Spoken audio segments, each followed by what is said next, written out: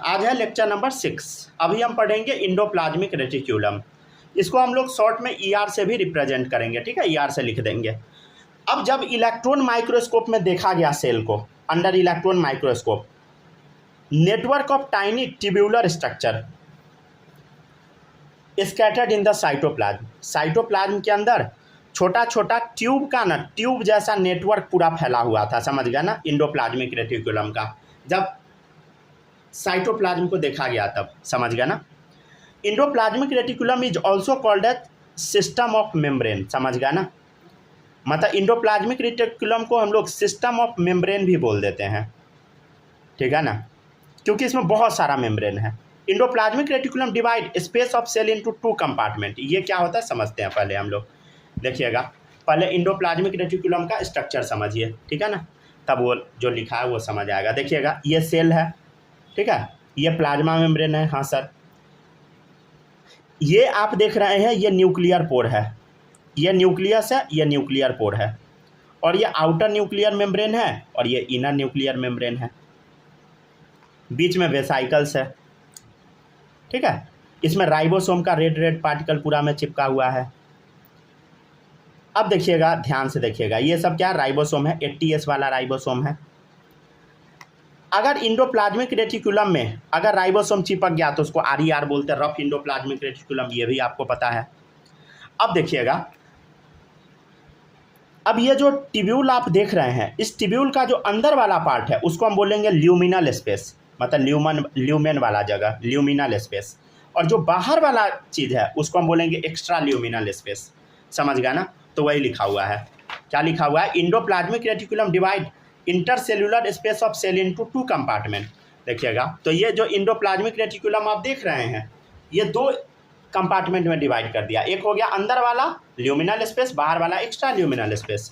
तो देखिएगा, luminal space inside endoplasmic reticulum, endoplasmic reticulum के अंदर वाला स्पेस। और एक्स्ट्रा ल्यूमिनल क्या होता है, आउटसाइड द ER, मतलब that is rest of the cytoplasm. पूरा जो साइटोप्लाज्म है ये क्या बताइए, एक्स्ट्रा ल्यूमिनल है। पहले ये फोटो देखिए, तब फिर पीछे का पढ़िएगा, फिर आगे चलेंगे।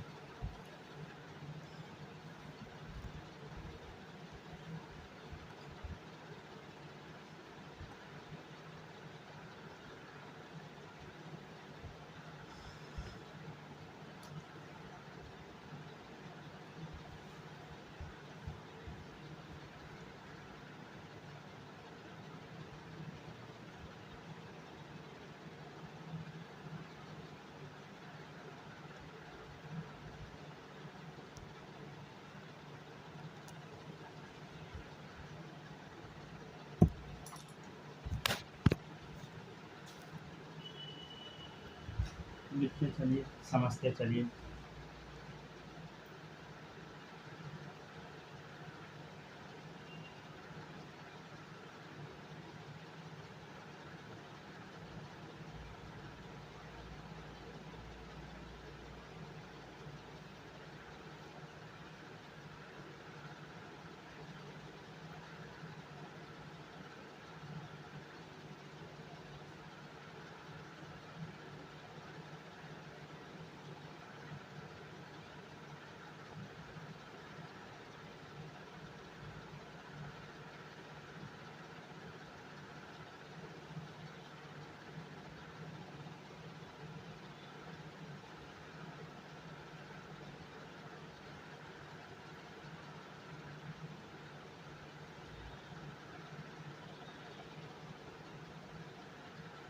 हो गया,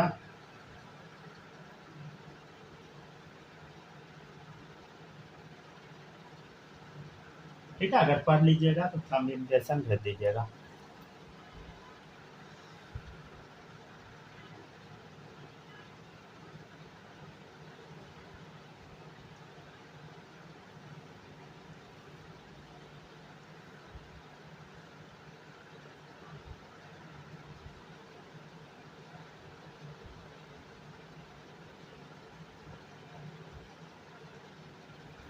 हो गया, डन। चलिए अब देखिएगा, नेक्स्ट है आपका ये वाला टॉपिक। हाँ, वो फोटो था, उसके बारे में डिटेल यहाँ लिखा हुआ है।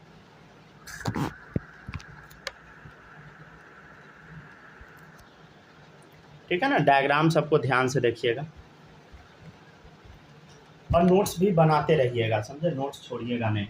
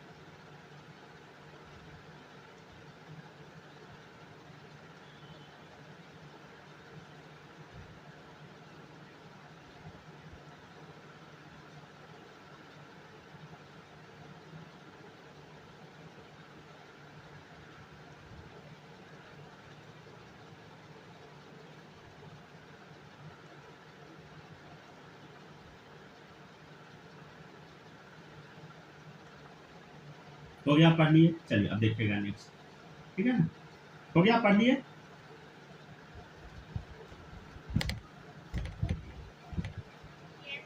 हो गया ना, चलिए। हाँ, इस टाइम तो आवाज़ आया है, हमको लगता है नेटवर्क इश्यू होगा, समझे। देखिएगा नेक्स्ट है कंपोनेंट ऑफ इंडोप्लाज्मिक रेटिकुलम। अब देखिएगा ईआर का क्या क्या कंपोनेंट होता है, तो 3 कंपोनेंट होता है, समझे। Structurally endoplasmic reticulum consist of 3 part, cisternae, tubule, vesicle. Vesicle जो होता है गोला गोला होता है, समझ गया ना, ओवल या spherical shape, sac like membranous structure है, इसके बाहर मेम्ब्रेन होता है। अब है ट्यूब्यूल। ट्यूब्यूल जो होता है कुछ ऐसा होता है, देखिए ऐसा, इस टाइप का, ये है ट्यूब्यूल। तो ये ब्रांच होता है, फ्लैट होता है, समझ गया ना, फ्लैट मतलब ऐसा, ठीक है। सैक लाइक होता है, थैली जैसा, इरेगुलर है, कोई फिक्स शेप नहीं है, समझ गया ना। मेम्ब्रेनस स्ट्रक्चर, मेम्ब्रेन इसमें है। इसमें ना राइबोफ्लोरिन 1 और 2 एब्सेंट होता है। क्या होता है थोड़ा सा बताते, देखिएगा। पहले आ जाइए सिस्टर्नी पे।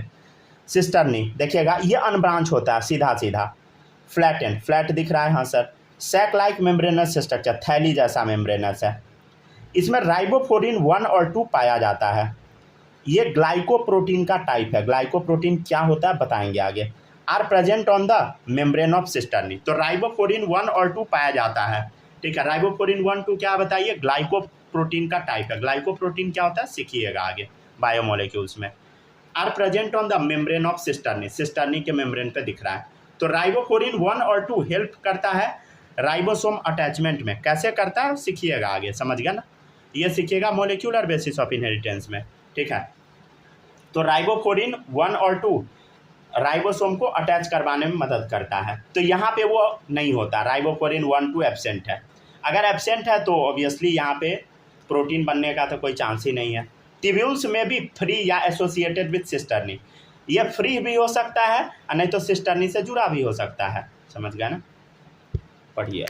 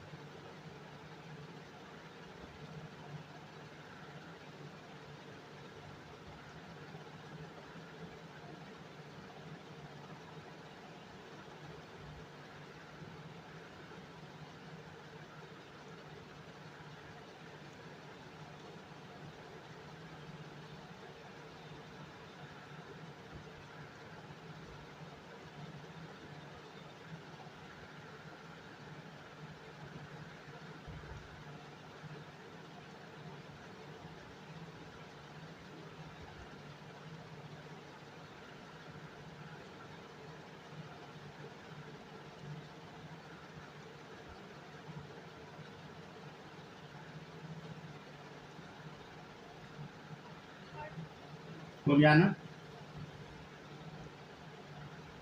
अब देखिएगा, अब नेक्स्ट है आपका, समझते हैं हम लोग आगे, देखिएगा next.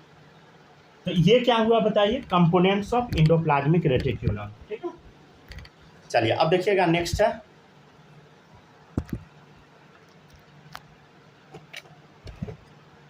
Types of endoplasmic reticulum. पहला है रफ वाला या ग्रैन्युलर इंडोप्लाज्मिक रेटिक्यूलम। रफ क्यों बोले, क्योंकि इस पे राइबोसोम पार्टिकल रहेगा, या अग्रैन्युलर या स्मूथ वाला, समझ गए। चलिए अब दोनों में क्या क्या डिफरेंस है समझते चलते हैं, देखिएगा। रफ इंडोप्लाज्मिक रेटिकुलम या ग्रैन्युलर वाला, ribosome are present on the surface of ER, बता दिए। राइबोफोरिन 1 और 2 प्रेजेंट होगा, लेकिन यहाँ पे क्या होगा, ribosome are absent on the surface of ER, क्योंकि राइबोफोरिन 1 2 है ही नहीं जो कि अटैच करवाएगा राइबोसोम को। इसमें मेनली सिस्टर्नी पाया जाता है, समझ, consist mainly of cisternae. Cisternae पर मतलब राइबोसोम पार्टिकल्स होता है, वही क्या बनवाता है बताइए, प्रोटीन बनवाता है।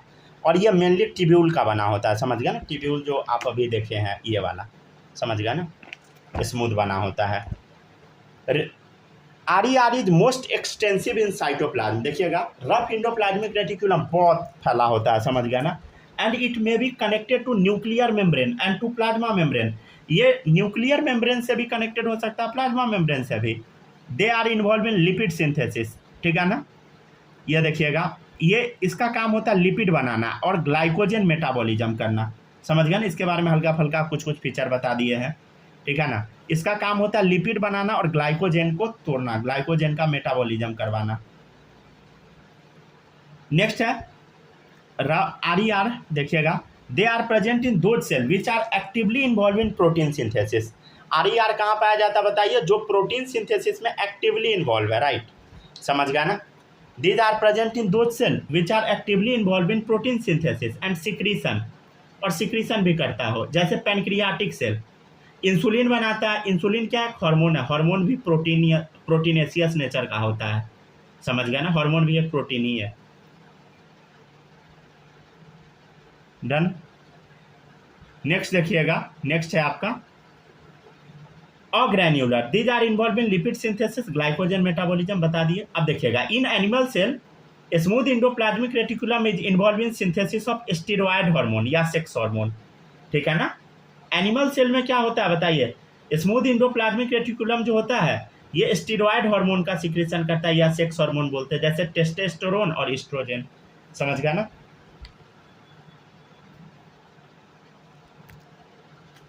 देखिए ये सब वर्ड से ना फेमिलियर होते जाइए, समझ गए ना, जितना भी वर्ड आता है, ये नहीं कि रिसर्च करना है, नहीं, आपको याद करते जाना है, समझ गया ना।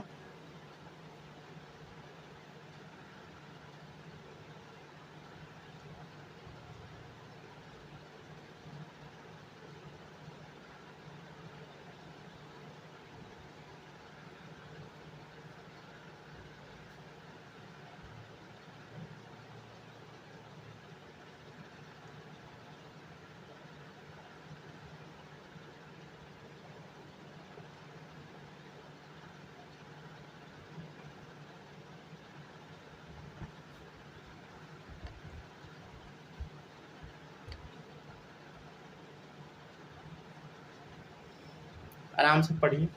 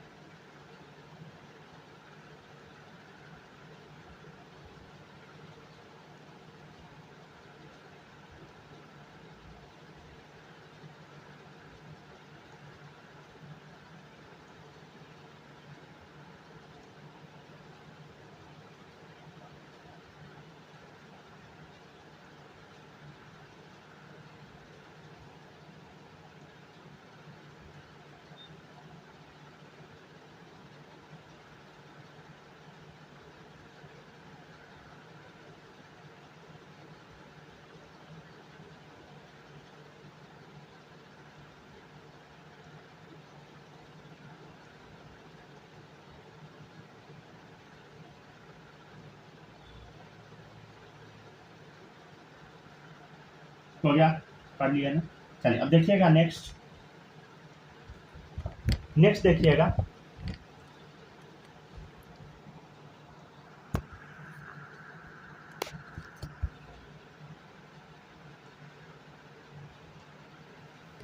नेक्स्ट है फंक्शन ऑफ इंडोप्लाज्मिक रेटिक्यूलम। ठीक है, फंक्शन ऑफ ईआर, इसका काम होता है मैकेनिकल सपोर्ट देना। देखिए अब पूरे में जब जाल बिछा हुआ है तो सपोर्ट देगा, समझ गए ना, तो वही तो हम बता रहे हैं। फंक्शन ऑफ ईआर में क्या होगा बताइए, मैकेनिकल सपोर्ट देना। Endoplasmic reticulum act as endoskeletal of the cell like microtubule microfilament. देखिए माइक्रोट्यूब्यूल माइक्रोफिलामेंट इंडोस्केलेटल की तरह काम करता है, वैसे ही ये भी बिहेव करता है।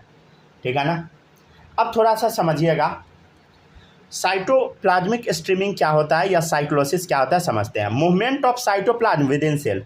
देखिएगा जैसे ये साइटोप्लाज्म है तो साइटोप्लाज्म सेल के अंदर गोल गोल घूमते रहता है, समझ गया, तो वही होता है साइक्लोसिस या साइटोप्लाज्मिक स्ट्रीमिंग। ठीक है ना, समझ गया, क्लियर है। जैसे ये पार्टिकल है इसको उठा के यहाँ पहुँचा दिए, साइटोप्लाज्मिक स्ट्रीमिंग। ठीक है, गोल गोल घुमा रहे हैं। ठीक है,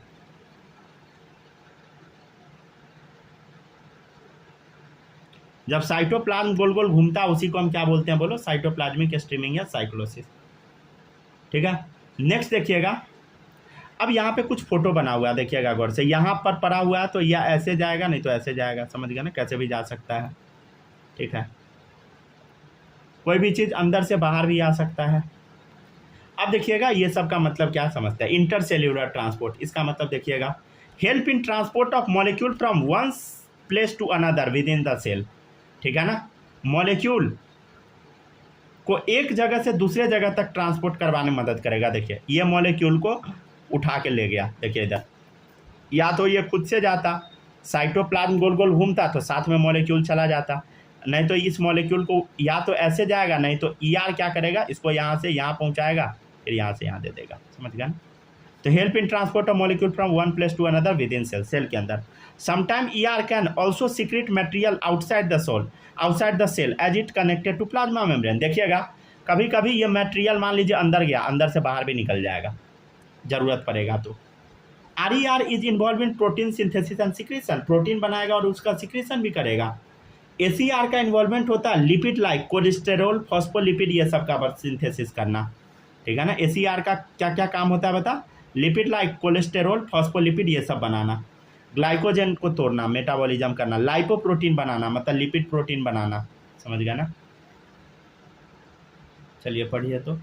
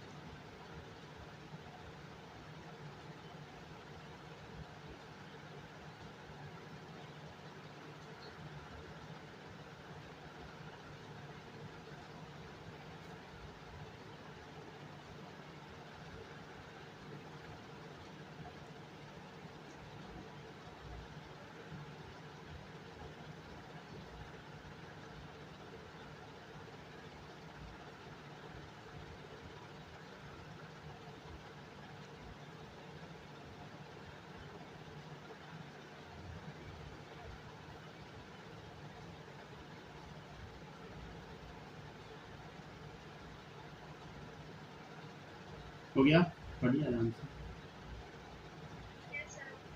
हो गया ना, पढ़ लिए। चलिए अब देखिएगा, अब नेक्स्ट है आपका, ये हुआ यहाँ तक डन। अब देखिएगा नेक्स्ट है फंक्शन, देख लिए ईआर का हम लोग। चलिए अब समझते हैं थोड़ा सा हम लोग ईआर का और भी कुछ काम सब। ठीक है ना, देखिएगा और काम है detoxification of drugs and pollutant. जो भी ड्रग्स है, दवा वगैरह है, जो भी पॉल्यूटेंट है उस सबको डिटॉक्सिफाई करेगा। तो स्मूथ इंडोप्लाज्मिक रेटिकुलम जो लीवर सेल में पाया जाता है, ठीक है ना, कंटेन एन एंजाइम जिसको हम बोलते हैं साइटोक्रोम P450। ये क्या करता है, डिटॉक्सिफिकेशन करता है पॉल्यूटेंट का। रफ इंडोप्लाज्मिक रेटिकुलम इन्वॉल्व होता है synthesis of nuclear membrane during cell division. Cell division के समय न्यूक्लियर डिवीजन में मदद करता है, राइट, समझ गया ना। नेक्स्ट है गोल्जी बॉडी, गोल्जी कॉम्प्लेक्स, लाइपोकॉन्ड्रिया, मतलब लिपिड रिच है इसलिए नाम है इसका, डिक्टियोसोम। प्लांट में गोल्जी बॉडी को हम डिक्टियोसोम बोलते हैं। डिक्टियोसोम एक बार वर्ड आया था, हम नहीं बताए थे, ठीक है ना। नेक्स्ट देखिएगा, इसका डिस्कवरी कौन किया? कैमिलो गोल्गी या कैमिलो गोल्जी। पहली बार ऑब्जर्व किया गया था डेंसली स्टेन रेटिकुलर स्ट्रक्चर, ये भी रेटिकुलर जैसा है, समझ गए ना, जालदार है, लेकिन इसको आप बहुत अच्छे से कलर कर सकते हैं, समझ गए ना, सिल्वर नाइट्रेट से डेंसली स्टेन किया जा सकता है। प्रेजेंट नियर द न्यूक्लियस, ये हमेशा न्यूक्लियस के आसपास ही होगा, इसी को गोल्जी बॉडी या गोल्जी कॉम्प्लेक्स बोलते हैं, ठीक है। क्या होता है बताते हैं थोड़ा देर में, समझ गया ना। और देखिएगा, गोल्जी बॉडी जो प्रेजेंट होता है in a specific area of cytoplasm, देखिएगा इधर थोड़ा समझिएगा, देखिए इधर, ये आपको कुछ समझ आ रहा है ना, ये वाला, ठीक है, right.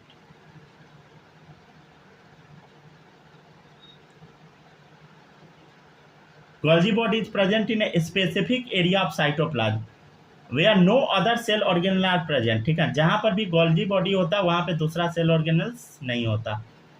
And this area is called zone of exclusion, और इस एरिया को हम जोन ऑफ एक्सक्लूजन बोलते हैं, राइट।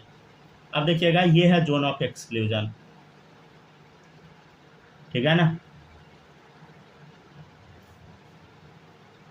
मान लीजिए इंडोप्लाज्मिक रेटिकुलम गोला गोला कोई कोई चीज छोड़ रहा है, देखो गोला गोला गोला गोला। अब क्या होगा, अब क्या होगा, ये जो आप देख रहे हैं गोल्जी, इसको पैक कर करके बाहर निकालेगा, देखिए बड़ा बड़ा गोला भेजे, पैक करके छोटा छोटा बाहर निकाल दिया, ठीक है। मान लीजिए आपको कपड़ा फोल्ड करवाना है, तो यहाँ पे ढेर सारा कपड़ा दीजिए, फिर आगे फोल्ड करके छोटा छोटा में मिल जाएगा, ठीक है ना।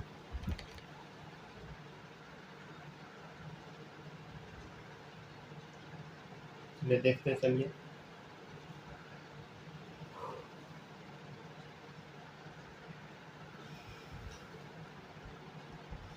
आराम से देखते चलिए, ठीक है, घबराना नहीं है, बस आराम से देखते चलिए।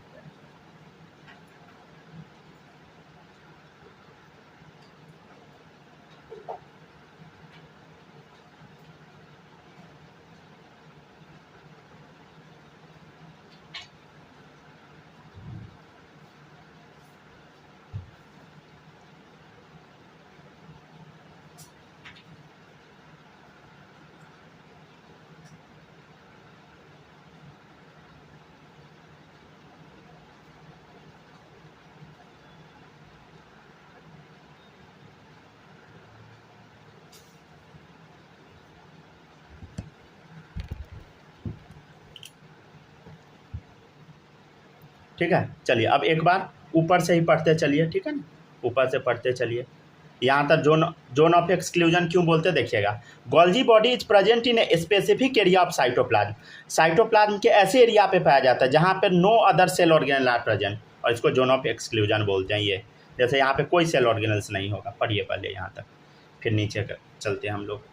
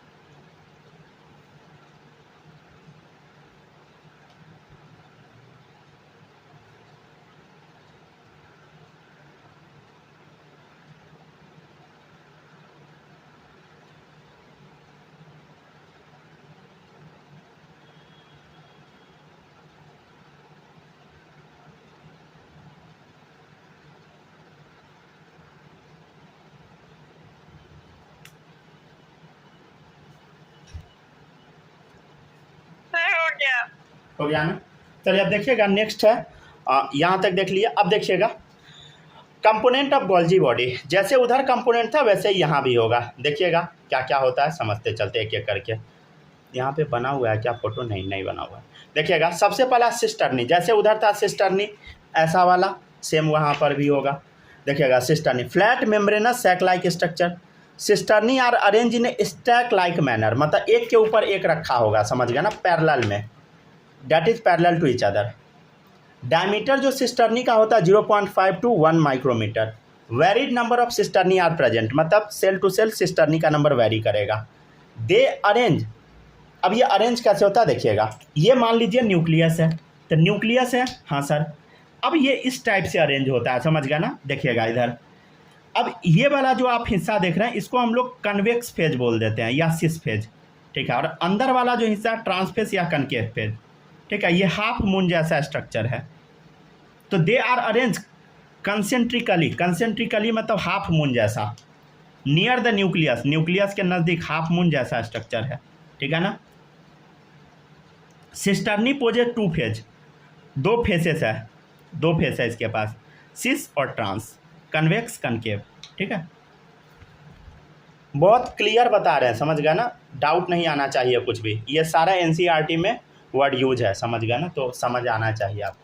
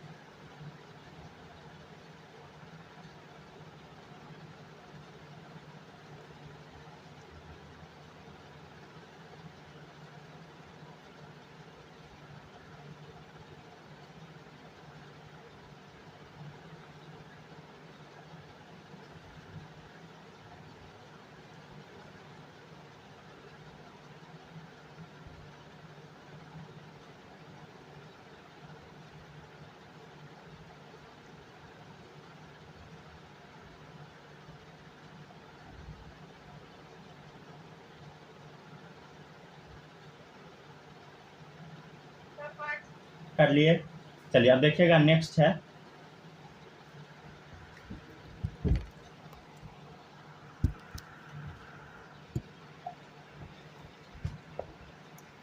तो अब इसी के बारे में, सिस्टर्नी के बारे में हम देख रहे थे। चलिए देखिएगा और डिटेल में देखिएगा। Cisternae which faces toward the nucleus is called cis face, जो न्यूक्लियस की तरफ है उसको सिस फेस कन्वेक्स फेस बोलते हैं, कन्वेक्स फेस या फॉर्मिंग फेस। और cisternae which faces toward plasma membrane is called trans face concave face या मैच्योरिंग फेस, ठीक है ना। ये प्लाज्मा मेम्ब्रेन की तरफ रहेगा तो ट्रांसफेस मैच्योरिंग फेस, ये इसका नाम है, ठीक है ना। Cisternae contain opaque fluid called as nodes, ठीक है ना। अब जो सिस्टर्नी होता है ना उसके अंदर फ्लूइड पाया जाता है ओपेक, समझते हैं ना ओपेक का मतलब, ठीक है ना, जिससे लाइट आसपास आर पार ना हो, ठीक है। Cis face and trans face are entirely different but interconnected. देखिए सिस फेस ट्रांसफेस बहुत अलग होता है लेकिन कनेक्टेड होता है। नेक्स्ट है उसी तरह का टिब्यूल होगा, branch flat sac like structure, irregular होगा, जैसे इधर टिब्यूल था ना इरेगुलर, वैसा ही, समझ गया ना। It is associate with cisternae, हो सकता है कि ये टिब्यूल सिस्टर्नी से अटैच हो, जैसे पीछे बताए थे, इसका भी तो था ही ईआर का। नेक्स्ट है वेसाइकल, ये ओवल या स्पेरिकल सैक लाइक हो सकता है, 2 तरह का होता है, ट्रांजिशनल वेसाइकल और मैच्योर वेसाइकल। वेसाइकल तो यहाँ पे बताएंगे कल, ठीक है ना, उससे पहले यहाँ तक पढ़ लीजिए।